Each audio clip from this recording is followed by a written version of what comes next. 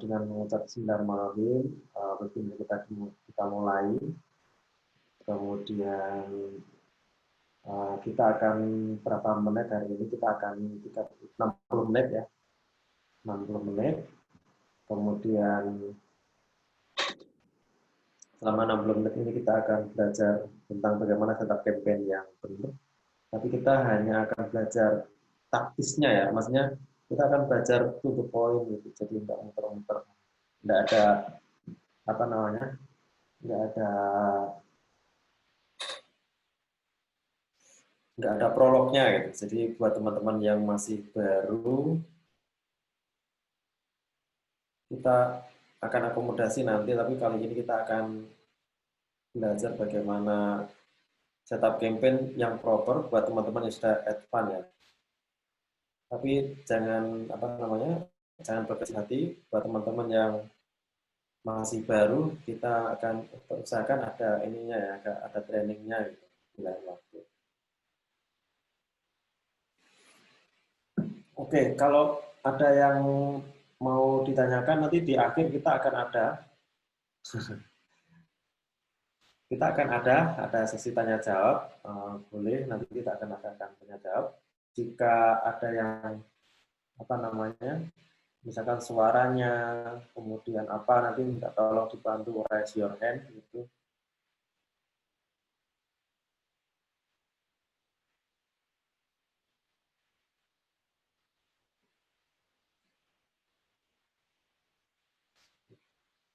Oke, sebelumnya kita kenalin dulu. Ini webinar ya, bukan meeting gitu. Kalau meeting rame-rame kita bilang webinar. Jadi webinar itu one way. Jadi teman-teman nanti kalau ada pertanyaan setelah kita materinya selesai, kita bisa ini apa namanya? Kita bisa tanya jawab ya. Oke, sebelumnya kenalin dulu, nama saya Yoru Biantono. Buat teman-teman yang udah kenal saya yakin sekian dari kita udah kenal, tapi belum juga ya, belum apa namanya, kenal semuanya. Nama saya Yoru Biantono. Kemudian saya tinggal di Bantul, bapak dari 4 anak 1 istri. Kemudian saat ini menjabat sebagai board member of Asia Pacific MSMP di Singapura. Kemudian Chairman Yusuki Media Group, kemudian ada beberapa ini, kemudian pernah bekerja sebagai profesional ya di General Electric, kemudian pernah dari CEO di CPR 2011. Kemudian ini list kompetensi yang paling penting itu nomor 2001 ya, saking banyaknya kompetensinya, itu penjual panci ya, teman-teman mungkin nggak tahu lah, penjual panci. Terus kemudian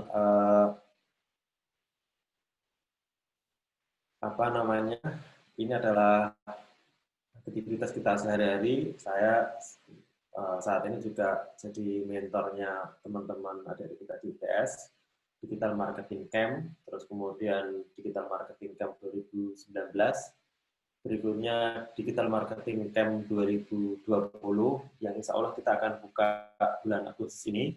Teman-teman yang mau belajar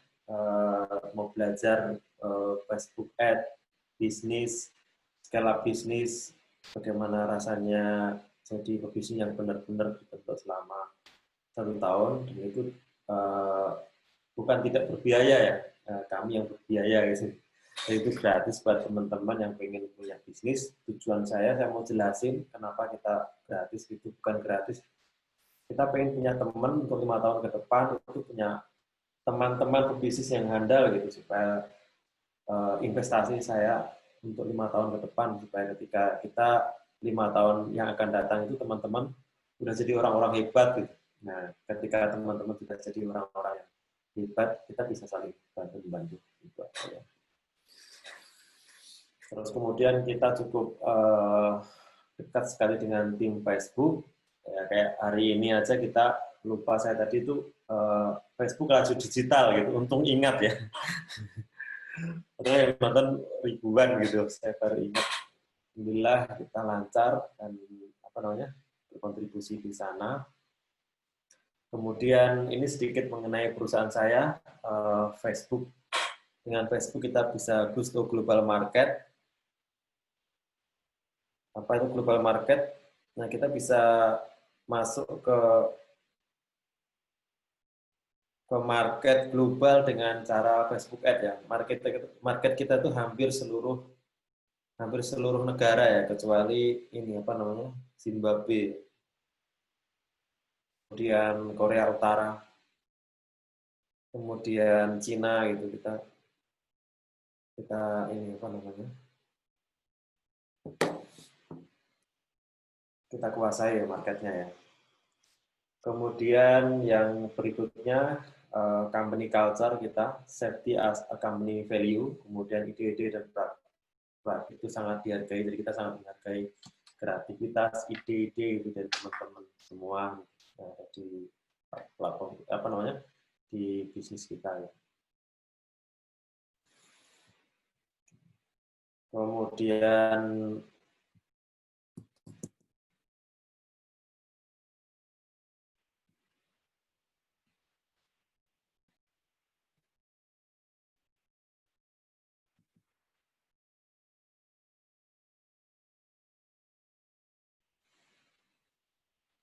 berikutnya kita memberikan kebebasan teman-teman untuk berpikir ya, tapi rapi dan bertindak. Nah, kira-kira gitulah ya. Sama ya. Gaji cuti kamu yang tentukan sendiri. Hingga teman-teman tuh ada yang masuk jam 11, jam 8 pagi gitu ya, jam bebas mereka. Kemudian kita langsung ke topik, serem ini. Langsung ke topik.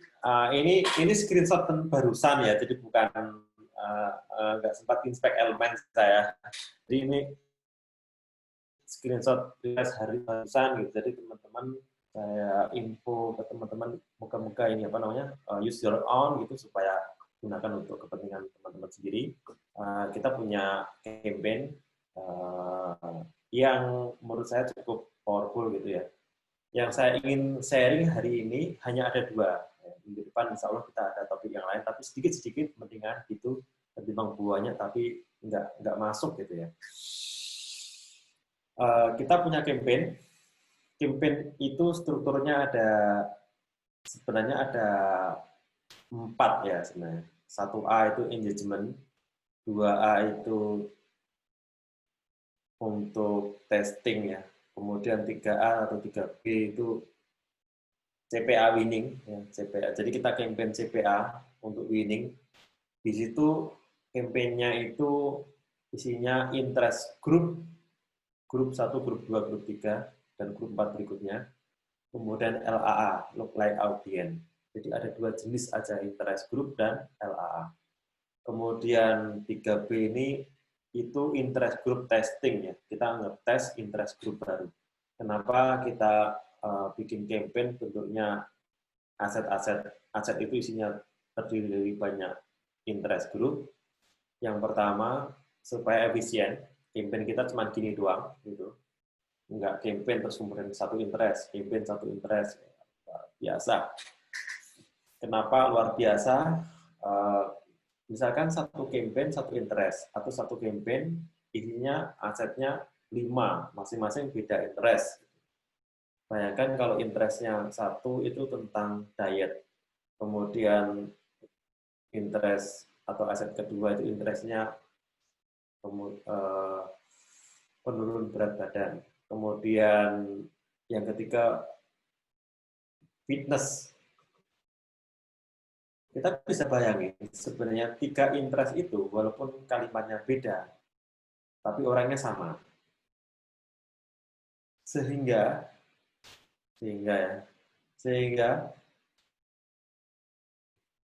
kita kalau mengiklankan dengan struktur seperti itu, maka biaya kita akan 3 kali. Buktinya apa atau tandanya apa? Kita 3 kali. Pertama, ketika kita ngiklan, pasti budgetnya atau CPA-nya murah banget karena mungkin belum beririsan. Tapi begitu jalan sehari, 2 hari, 3 hari, terutama setelah seminggu, itu akan CPA-nya akan mahal. Dan kita nggak nyangka kalau sebenarnya frekuensinya itu udah 3 kali. Orang yang sama udah ditentuin iklan 3 kali. Karena sebenarnya interestnya itu walaupun beda, tapi sebenarnya orangnya sama. Nah, kita kita simplifikasi campaign-nya sehingga satu campaign, satu aset itu terdiri dari kumpulan aset yang relatif gitu ya. Jadi kalau misalkan diet tadi, penurunan berat badan, kemudian bodybuilder itu dalam satu aset ya. Sehingga karena dia di dalam satu aset itu tidak akan saling overlapping. Bahkan Facebook akan mencari audiens di interest yang terbaik itu siapa, tapi nggak akan overlapping karena dia berada di dalam satu aset. Kemudian yang kedua, yang ketiga itu tunnel retargeting. Ini saya ngebuktiin ke teman-teman, mau menceritakan ke teman-teman, struktur minimal 3 ini kita harus mesti ada gitu ya. Jadi ini untuk engagement saja. Jadi engagement itu adalah post ID yang winning, kita tambahkan social proof ya. Bentuknya campaign engagement ya. Pada prinsipnya kita ngiklannya itu mulainya dari 3B atau 3A. 3A atau 3B. Nah, 3A dan 3B ketika kita ketemu winning campaign atau winning interest, maka post ID-nya dari ad-nya itu kita masukkan ke 1A supaya social proof-nya itu like, comment, share-nya lah ya, itu banyak. Orang Indonesia kalau melihat like, comment, share itu banyak, itu akan membuat audiens kita lebih trust, lebih percaya. Sehingga CPA-nya murah. CPA-nya 22.000 itu murah. Yang 3B ini contoh ya, ini apa namanya? Ini testing, jadi nggak masalah kalau itu misalkan mahal gitu.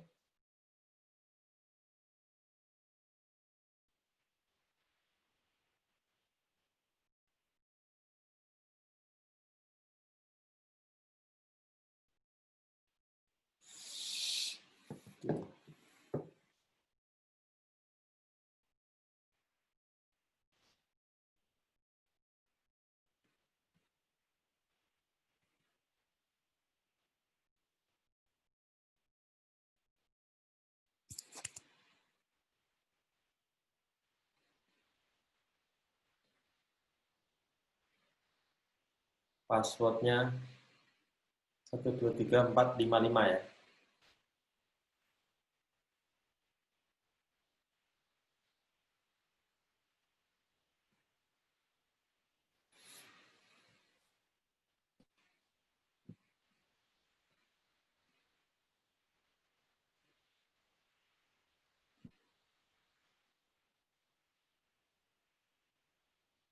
Oh iya, pinter. Passwordnya 123455.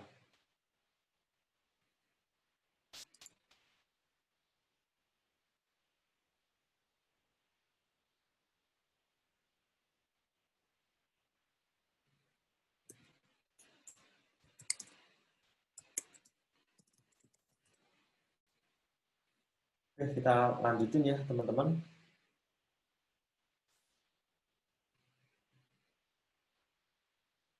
Jadi struktur campaign ini adalah struktur campaign yang sederhana, tapi ini powerful. Terus kemudian dengan struktur ini membuat campaign itu lebih efisien. Kemudian learning base-nya akan mudah terjangkau, tercapai kalau kita strukturnya seperti ini.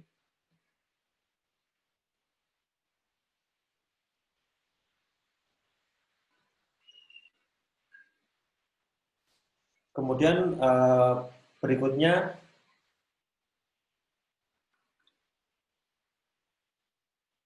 kenapa kita mengaktifkan retargeting? Ini customer yang sudah melihat page view, view content, kemudian atucat tapi dia belum sempat beli, kita retargeting. Coba kita bayangin CPA-nya itu untuk tunnel retargeting ya, itu 1/10-nya itu. Kalau kita nggak menggunakan atau nggak memasang retargeting di nomor 4A ini, itu sayang banget gitu. Karena CPA-nya itu termurah 2.000. Di sini 22.000, di sini 2.000. Dan ini jumlahnya sekian. Kalau total itu paling sekitar 10.000 jadi. 10.000 rupiah CPA-nya. Nah, kita harus buat struktur campaign ini seperti ini, sehingga total CPA-nya itu akan sangat murah sekali. Ini adalah struktur campaign ya, struktur campaign. Kita terdiri dari 4 A. 1A, 2B, 2A. Ini A, B, C, supaya kita gampang penomorannya aja. Nomor 1 itu adalah engagement. Kemudian 2A itu saya kosongi. Dulu itu link klik, itu enggak ngefek ya, mesti buang-buang duit. Kemudian 3A itu conversion, tunnel conversion. Kemudian 4A itu adalah retargeting. Orang yang sudah nonton, view konten, page view, kemudian auto chat, itu kita retargeting, kemungkinan karena customer-nya belum sempat membeli pada waktu itu ya. Kemudian yang kedua, ini struktur aset ya, struktur aset kalau kita bongkar. Di sana ada LAA, tadi sudah sampaikan. Ini LAA itu 1% sampai 10% kita kumpulin aja di satu. Tidak sendiri-sendiri. Sehingga AOD-nya itu 30 juta, 50 juta, kemudian 34 jutaan gitu. Sehingga lama habisnya. Terus kemudian ini adalah gabungan winning interest. Yang berikutnya ini winning interest, tapi ini belum bagus ya, 19.000. Nah, di sini ketika nanti kita punya campaign yang punya aset yang hasil testing ini winning, maka kita taruh di sini ya. Sehingga nanti akan menjadi kumpulan aset yang winning. Tapi dia ada di dalam satu campaign. Di dalam satu campaign di sini. Terus struktur campaign-nya gimana sih? Struktur campaign-nya, struktur ad-nya gimana? Ini sorry, ini saya blur, tapi nggak niat nge-blurnya. Ini kayak barang kerjaan aja gitu. Nah, ini contoh, ini ada produk 1, produk 2, produk 3, produk 4, produk 5. Jadi di dalam aset itu terdiri minimal ada 5 ad. Ya. Minimal ada 5 ad supaya tidak ad fatigue. Blind ad namanya. Blind ad adalah situasi di mana customer itu atau audiens kita itu merasa lihat iklan itu tuh melulu bosan dia. Nah, dari sekian banyak ad itu yang winning cuma 2 ya sebenarnya. Nomor 1 promo Tumba ini itu high. Kemudian yang kedua ini nggak winning tapi konversi kita bisa optimasi lagi. Tapi dari sini kita benar-benar ngerti ternyata walaupun itu di dalam satu adset yang jalan itu cuma nomor 1. Promo Idul Adha. Nanti bulan ini promo Idul Adha. Nanti September promo apa, Oktober promo apa. Gitu. Ini akan menaikkan minat customer untuk beli. Buktinya ya, ini kurang lebih foto-fotonya sama kok, nggak terlalu beda. Yang beda ada tulisan promo Dumba, promo ini Idul Adha. Dari breaking yang sedikit banget itu akan berdampak sangat besar. Bayangin ini, kita sama-sama iklan, budgetnya sama di dalam satu aset, ternyata yang interaksinya atau konversinya tinggi itu di sini. Bayangin kalau kita punya 1 atau 2 ad, 1 aja ad, itu ad Kalista Grid gitu. Kita bisa anggap campaign Facebook itu nggak berhasil karena seperti ini. Oke, terus kemudian stepnya gimana sih kita bikin campaign yang sahdu kayak tadi itu ya? Ini short form loh ya, bukan CTWR ya, short form. Ini short form, jadi nama sama nomor telepon, nomor WA.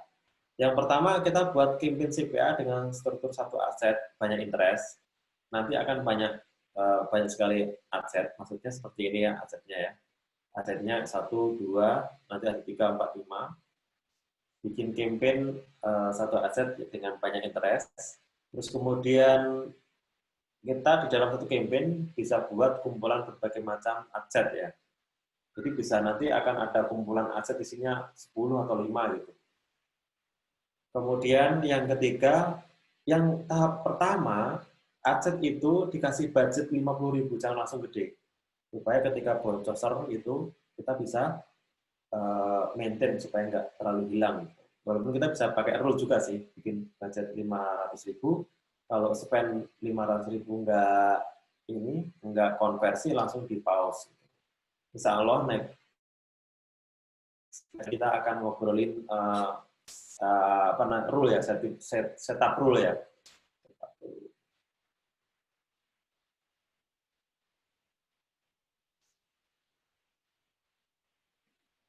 Setup rule seperti ini, ya teman-teman bisa lihat step rule. Setup rule-nya itu ada add level, kemudian adjust level, dan campaign level. Insya Allah next week.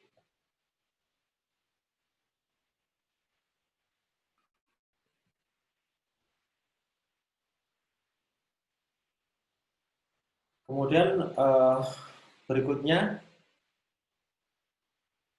saya ulangi nomor 3, stop auto bid budget 50.000. Kalau CPA di bawah 20.000, maka langsung naikkan budget ke 500.000.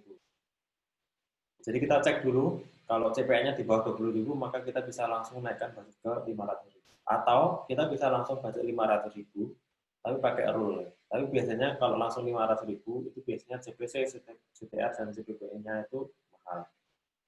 Kemudian yang keempat, jika learning phase-nya itu sudah selesai, artinya sudah masuk ke tahapan 50 konversi selama maksimal 7 hari, kita ubah dia ke manual bid. Manual bid itu bisa cost cap, bid cap, atau target cost, terserah, tapi saya biasanya pakai target cost.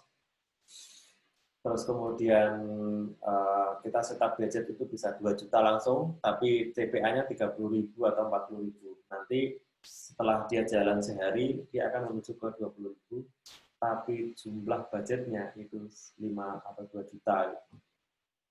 Sehingga jumlahnya akan sangat banyak.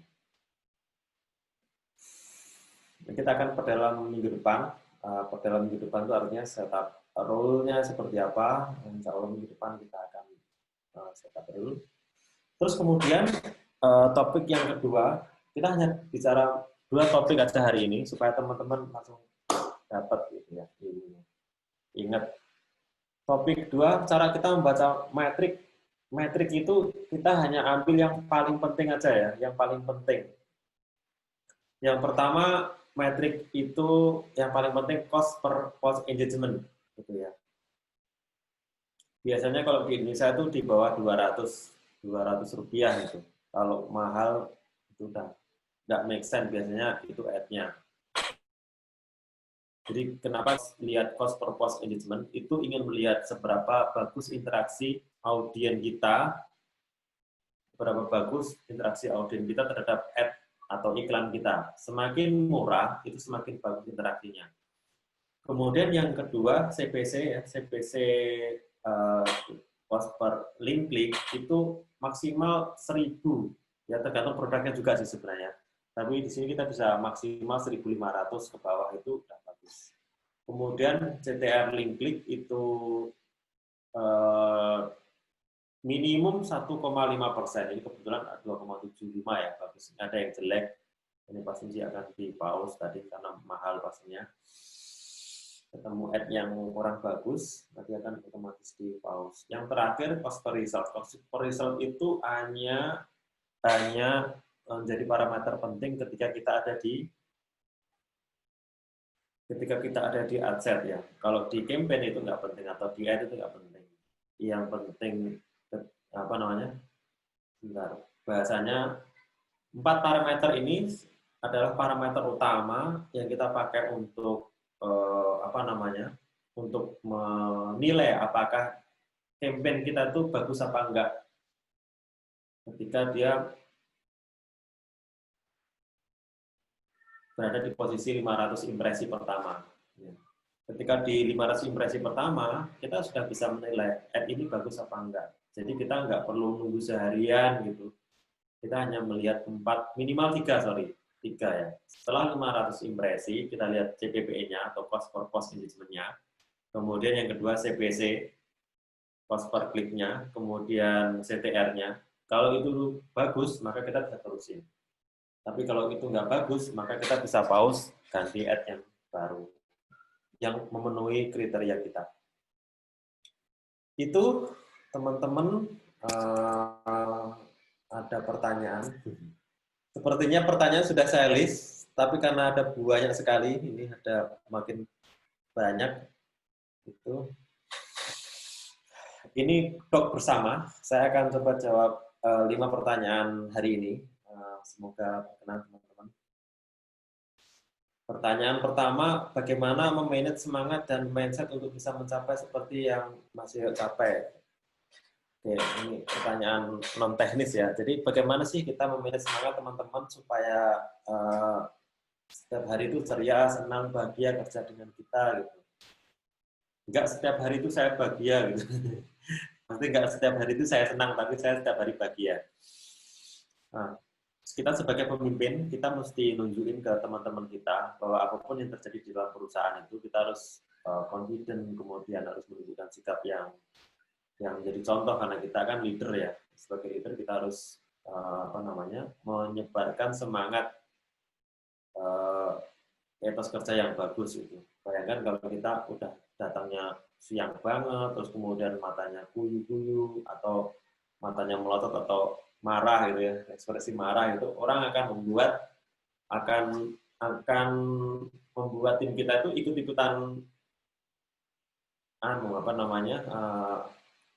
bahasa Jawanya itu. Yang kita lakuin itu akan menular ke teman-teman kita, terutama tim kita. Sebagai leader kita akan diikuti. Mau kita sikapnya saat itu sedih, itu akan diikuti. Bahagia itu akan diikuti. Terus kemudian yang bagaimana sih cara supaya memaintain kita memberi contoh ke teman-teman bahwa ketika kita bekerja itu nggak cuma untuk kita aja, tapi untuk orang lain itu.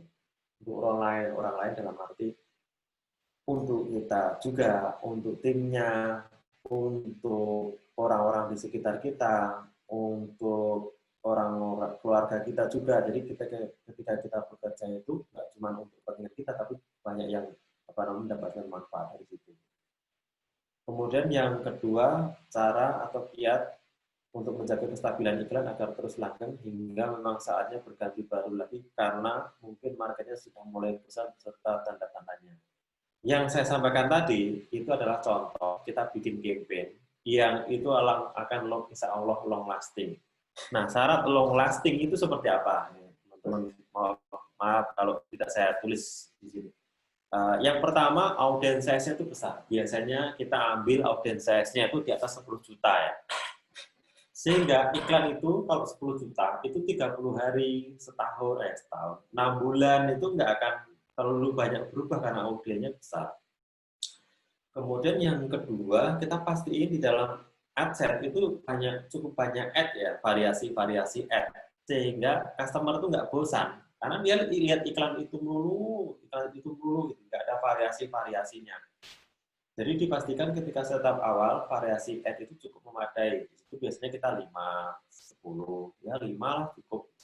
Sehingga customer itu punya potensial untuk melihat ad kita itu hari ini mungkin iklan A, 7 hari kemudian iklan B, 7 hari kemudian iklan C. Jadi sebulan dia hanya akan melihat iklan kita itu satu, padahal produknya sama. Itu membuat customer itu merasa nggak bosan. Nah, karena kalau customer bosan, dia akan report ya, Mas. Akan mengabaikan, tidak berinteraksi. Karena dia tidak berinteraksi, nanti mahal itu jadinya. CPM-nya mahal, kemudian CPC-nya mahal, CTR-nya nggak kena, matematik 4 itu nggak kena, apalagi konversinya nggak kena. Masalahnya di situ.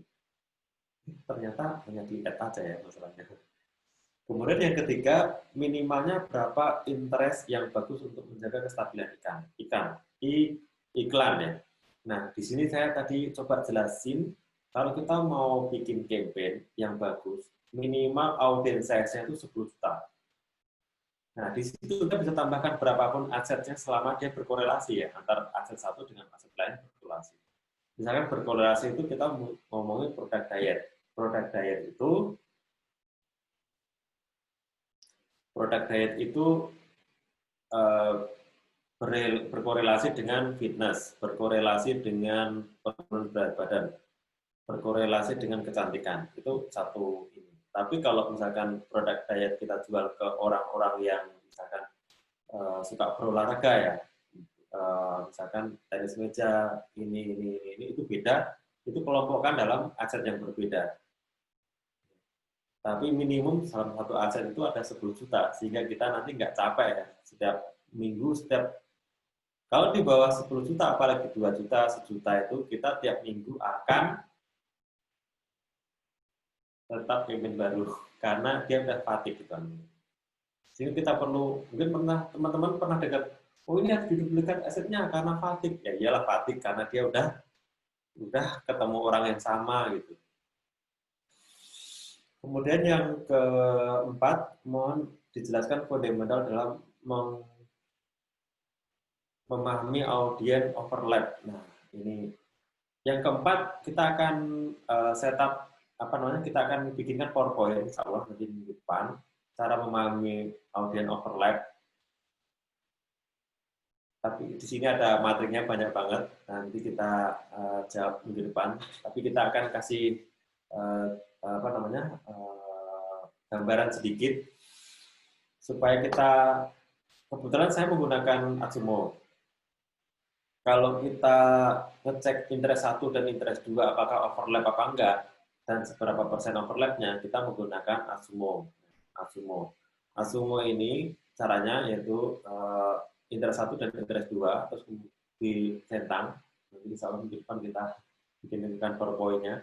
Dicentang terus kemudian cek overlapnya. Misalkan produk diet kemudian sama produk skincare itu seberapa besar audionya tuh overlapping-nya. Nah, kemungkinan dia 50%. Kalau 50% itu cukup gede ya, cukup gede untuk overlapping-nya. Sehingga kita tidak perlu set up interest, setelah setup aset dengan beda interest ya, dikumpulin aja jadi satu karena dia 50%.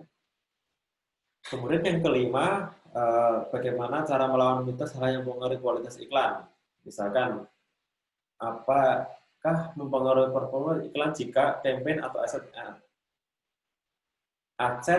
ad yang sudah running diedit satu kali. Nah, campaign atau campaign kita di Facebook dianggap signifikan edit itu kalau kita melakukan perubahan-perubahan yang dramatis ya. Misalkan kita tetap merubah budget, kemudian merubah audiens, kemudian merubah interest, kemudian merubah bid status bid ya, automatic ke manual bid itu akan berubah.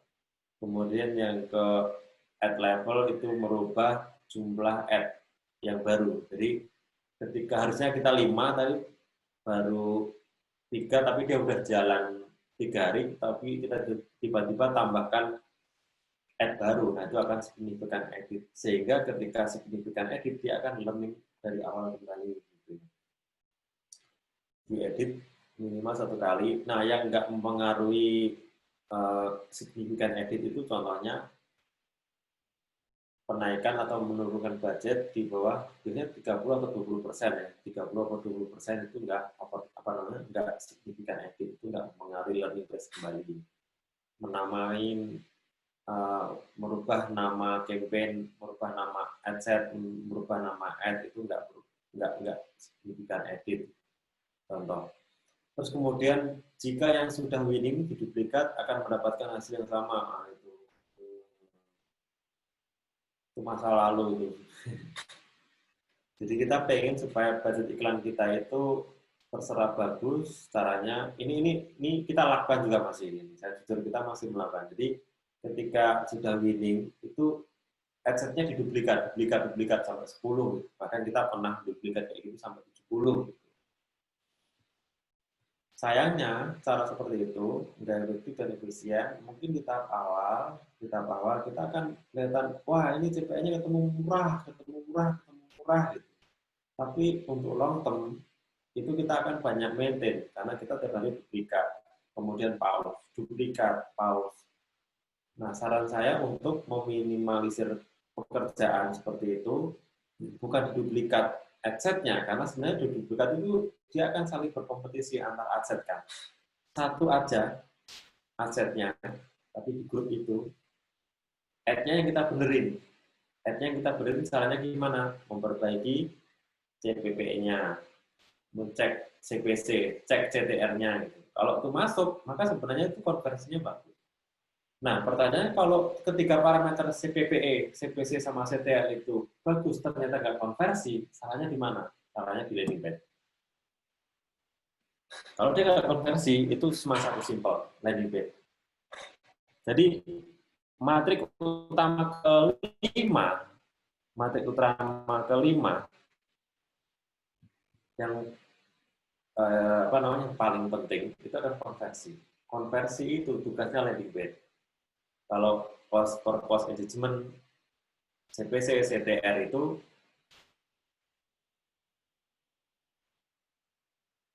di level ad-nya, di level ad. Kalau itu nggak tercapai, kita perbaiki ad-nya. Tapi kalau cost per result itu di landing page. Simpelnya begitu. Sederhana kan jadinya kan? Nggak ini apa namanya, nggak rocket science, apalagi Facebook sekarang. Nah, apakah saya tetap boleh duplikat? Boleh aja, tapi nanti itu akan meningkatkan biaya 2 kali lipat. Nah, kita udah buktiin tadi dengan iklan asetnya nggak banyak, tapi CPA-nya ini kayak gini, asetnya nggak banyak, tapi CPA-nya malah controllable. Ini interest-nya itu mungkin nggak winning, nggak apa-apa, nggak winning, nah kita nggak perlu terusin, dia akan otomatis mati. Tapi yang 19.000, 23.000, kita tes kembali aset grup di tanggal 3. Itu pertanyaan.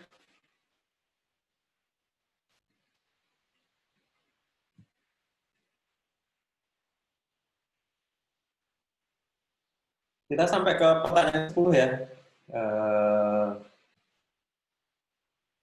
Nomor 6, cara mencari target audiens yang profitable itu minimal poin-poin penting apa yang harus tercapai. Mencari target audiens, ini mungkin maksudnya interest kali ya.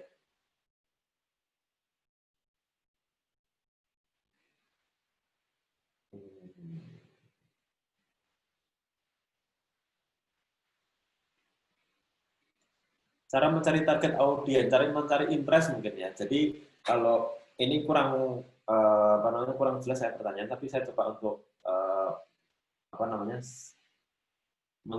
pertanyaannya adalah interest. Nah, saya kebetulan menggunakan Atsumo. Biasanya saya akan memilih yang daily reach-nya itu minimum 1.000. Ya, daily reach-nya minimum 1.000. Kalau 1.000 dia akan cukup lumayan untuk di setup budget. Kalau 1.000 itu 1.000 audiens itu bisa dapat lumayan ya. Berarti budgetnya minimal ada Rp26.000 gitu, per interest. Ya. Jadi kalau audience reach-nya itu sehari 1.000, berarti kalau CPM-nya itu 26.000, berarti sekitar per hari 26.000. Makanya kita ketika setup campaign itu mesti multi interest ya, supaya setup budget kita itu nggak 26.000. Kalau 26.000 kan game over ya, cuma satu. Itu salah satunya. Kemudian yang kedua, cara kita testing interest yang bagus itu seperti apa? Nah, kita bisa coba cara seperti ini tadi, saya ulang. Walaupun ini sebenarnya nggak pas juga. Jadi kita setup campaign dengan interest masing-masing. Contoh ini interestnya 1, interest 2, interest 3, interest 4. Nanti kita lihat 4 parameter yang sampai tadi itu apa aja. Misalkan kita hanya perlu melihat 3 materi utama ya. Jadi interest ini kita lihat kalau CPPE-nya bagus, CPC-nya bagus, CTR-nya bagus, dan bisa konversi, itu dia winning. Minimal 3 ini, 1, 2, 3. Kalau konversi kan tugasnya landing page ya. Selama 3 parameter utama ini tercapai, maka itu interestnya bagus. Kita bisa masukkan ke grup. Kalau nggak bagus, kita udah kill di depan. Simpelnya begitu. Kemudian, apakah iklan komputer mempengaruhi CPR kita? Karena pernah mengalami CPR jadi mahal pas buka beranda FB, iklan komputer dijual. Apakah ada tip untuk kasus yang ini? Nomor 7 ini pertanyaan keren banget. Ini seringkali kita ngadepin situasi seperti ini. Dan kalau saya bilang ini langsung tidak langsung akan pengaruhi CPR kita. Terutama kalau produknya sama. Kalau produknya beda ya enggak. Tapi karena produknya sama, misalkan kita jualan baju nih, itu akan sangat pengaruh ke CPR kita karena orang itu menjual produk yang kurang lebih mirip dengan kita. Nah, caranya gimana supaya CPR kita tuh winning ya? Nah, di dalam strategi bid, ya, Facebook itu melihat seberapa tinggi interaksi audiens dengan ad kita. Kalau interaksi audiens dengan ad kita itu tinggi, maka kita akan di nomor satukannya. Kemudian yang kedua, konversinya bagus. Kalau conversion bagus, maka kita akan menang. Cara melihatnya di mana? Cara melihatnya di sini. Ya. Quality rankingnya, ad relevancy-nya above average. Engagement rate rankingnya above average. Conversion rate rankingnya above average. Kalau dia posisinya di sini semua, itu posisinya above average, maka kita akan mendapatkan posisi nomor 1 atau nomor 2 setelah posisinya teman kita, nomor 2. Tapi kalau ini ada below-nya gini, biasanya akan masuk ke nomor 7. Jauh sekali. Nah, ini akan meningkatkan biaya iklan jadinya, karena kita pengen di nomor 2, kan meningkatkan kualitas, meningkatkan ranking itu kan ada beberapa matrik, salah satunya ada budget ya, budget sama quality ad-nya itu. Kalau quality ad-nya bagus, tanpa iklan yang banyak, kita tetap di nomor 1. Tapi kalau kita pengen maksakan kita nomor 1, budgetnya digedein, nomor 1 jadinya, tapi dengan budgetnya iklan besar, kalau nggak ditandai dengan konversi yang bagus, itu kontes. Jadi kalau kita cek iklan kita nggak pernah di nomor 2, itu saatnya kita ngevaluasi. Caranya kita melihat ad kita itu di nomor 1, kita lihat quality ranking, engagement rate ranking, conversion rate ranking. Kalau above semua, dia akan di nomor 1. Tapi kalau ada ininya, dia bisa nomor 1, bisa nomor 7. Kemudian kalau campaign kita sudah berjalan cukup lama dan profitable, tetapi tiba-tiba kualitas lead-nya masuk jadi buruk seperti SD, bocil ya, masuk itu gimana sih? Sedangkan CPR masih memenuhi KPI. Nah, ini kita juga menghadapi hal yang sama. Dari manakah bocil itu? Ya. Dari manakah bocil itu? Ya, saya harus jujur. Bocil itu datangnya dari sini, engagement. Biasanya kita kalau engagement itu 18 sampai 65, itu jadi lebar banget. Nah, ketika 18 itu kita klik, customer itu ngeklik 18, temennya mungkin yang agak turun ke bawah, yang umur 15, 13 itu akan melihat postingan kita. Atau sebenarnya customer yang ngeklik dan dengan kita, karena itu viral, maka orang lain di luar umur itu akan melihat ad kita. Terus sebenarnya kecil juga ya organik ya, makin kecil makin organik itu makin kecil ya. Dulu kan organik makin ya masih lumayan lah ya 50%. Sekarang itu organik makin kecil. Karena potensial untuk ketemu bocil itu kecil sebenarnya. Tapi banyak juga campaign yang banyak campaign yang setting targetnya itu umur 30 tapi ketemu bocil. Setting campaign-nya itu cowok tapi cewek, tapi ternyata ketemunya cowok juga. Itu bukan karena salah setting Facebook-nya, tapi karena efek virality-nya. Efek virality-nya. Sehingga ketika customer itu ngeklik, temennya akan lihat, walaupun kecil ya sebenarnya. Kemudian dia akan ke landing page. Dan setelah saatnya bocil itu beraksi, melihat ad kita. Kemudian nomor 9, bagaimana cara meningkatkan kualitas lead untuk meningkatkan closing rate serta pertimbangannya apa ketika menggunakan meningkatkan kualitas lead itu salah satunya adalah kita bikin layering untuk audience size ya. Audience itu misalkan audiennya tentang kemudian kita narrow lagi menjadi online shopping. Kemudian kita narrow menjadi engage shopping. Kemudian kita narrow lagi ke orang yang biasa membeli barang-barang mahal di Facebook. Jadi Dengan itu maka lead atau kualitas lead-nya itu hanya akan dilihat oleh orang-orang yang biasa belajar di Facebook, dan mereka adalah orang-orang yang the have, di samping orang yang memang interest pada produk kita. Nah, jadi di induknya tadi kan produk diet kan, tapi di narrow-nya itu hanya menampilkan orang yang punya atau kebiasaan membeli barang-barang mahal di Facebook. Itu ada interestnya. Di narrow sampai 4 kali. Jadi kualitasnya bagus banget. Tapi biasanya CPR-nya mahal. Terus kemudian pertimbangannya apa ketika kita menggunakan WA, short form, dan long form? Ini tergantung produknya juga, tergantung skillnya tim CS. Nah, kita ambil 2 topik aja. Kalau kita ngomongin soal skillnya CS, semakin CS-nya itu kurang mampu, maka kita akan sangat mudah closing kalau menggunakan form lengkap. Jadi misalkan CS kita itu baru. Kalau CS kita baru, kita bisa bantuin dia dengan form lengkap. Itu close rate-nya akan tinggi. Tapi kalau mereka udah experience, itu di short form. Tapi kalau udah pro itu ya, sudah pro WhatsApp aja, CTWA itu namanya. CTWA aja itu udah keren gitulah. Closing rate-nya bisa tinggi. Karena nah, sayangnya WA, short form, sama form lengkap ini CPA-nya masing-masing beda-beda. WA ini kurang lebih CPA-nya di bawah 10.000. Short form itu tadi 20.000, 30.000. Long form 50.000. Nah, kita bisa pilih. Kemudian yang kedua, produknya. Nah, produknya ini perlu banyak pertanyaan apa enggak sih contohnya? Kalau perlu banyak pertanyaan, maka kita cukup WA sih sebenarnya, WA atau short form. Tapi kalau produknya nggak perlu banyak pertanyaan, misalkan panci ini, nggak banyak pertanyaan, maka orang udah ngerti, dia diisi lengkap, kemudian dia diisi form.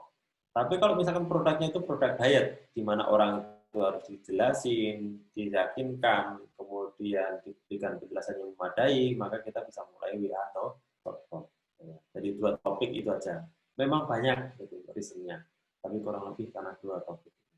Kenapa kok masuk yang 2 topik melulu, kan banyak mas gitu. Kok nggak 10 gitu? Boleh 10, tapi teman-teman hanya akan ingat 2. Daripada ngomong 10 mending 2. Nanti sisanya kita ngomongin besok ya. Itu riset itu. Jadi kalau kita ngomongin 2 akan ingat, tapi kalau kita ngomongin 10, kita hanya akan ingat 2. Yang 8 akan 14. Begitu. Kemudian yang terakhir, bagaimana caranya untuk riset produk yang laku, terus apa yang kita gunakan. Nah, ini cara riset, ini topik yang spesifik. Nomor 10 kita akan pending untuk insya Allah pertemuan kita yang akan datang. Jadi mesti disiapin PowerPoint-nya. Saya udah siapin PowerPoint-nya, tapi saya akan bongkar-bongkar. Bongkar-bongkar PowerPoint-nya, nanti nggak enak nanti kalau ketemu barang apa namanya PowerPoint yang lainnya.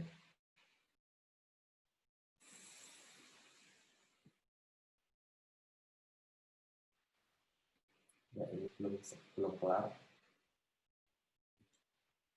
Oke, itu diskusi kita pada hari ini. Keren banget. Semoga bermanfaat. Slide share-nya insya Allah kita share. Videonya juga kita akan share, teman-teman. No worries ya. Insya Allah kita akan share buat teman-teman. Alhamdulillah, terima kasih buat teman-teman. Kenapa kita pendek? Kita ini apa namanya memahami 100% daripada panjang 2 jam, tapi nggak menyenangkan, nggak seru kan? Insya Allah pendek, tapi mengena. Insya Allah minggu depan kita ketemu lagi, kita diskusi. Teman-teman juga bisa diskusi di grup, tapi saya akan jawab mungkin pas selonya seperti ini. Saya baru istirahat setengah jam bikin PowerPoint kayak gini, terus kemudian selesai, insya Allah ketemu teman-teman, terobati kangennya ya, karena kita nggak pernah ketemu. Yang pengen belajar lebih jauh, yuk kita invite teman-teman. Ini sebenarnya meeting webinarnya ini bisa 1.000 ya. Nah, nanti kita bisa apa namanya lain waktu kita bisa ajak teman-teman supaya lebih banyak berpartisipasi. Oke, PR saya ingetin PowerPoint-nya. Setelah ini kita langsung share deh, nanti biar nggak lupa. Sudah lupa. Terus kemudian videonya kita cek, terus kemudian nanti kita perbaiki. Oke, kita kembali ke grup. Kalau ada pertanyaan boleh ditulis di sini. Ini kita selesai 10 ya, selesai 9 tepatnya. Nanti ada pertanyaan berikutnya, taruh di situ, nanti ditaruh di situ akan kita jadikan priority untuk dijadikan PowerPoint atau presentasi kita berikutnya. Oke, keren, keren banget. Terima kasih buat teman-teman semua yang sudah hadir di sini. Thank you, thank you, thank you. Semoga bermanfaat buat kita. Kita cukup sekian. Wassalamualaikum warahmatullahi wabarakatuh.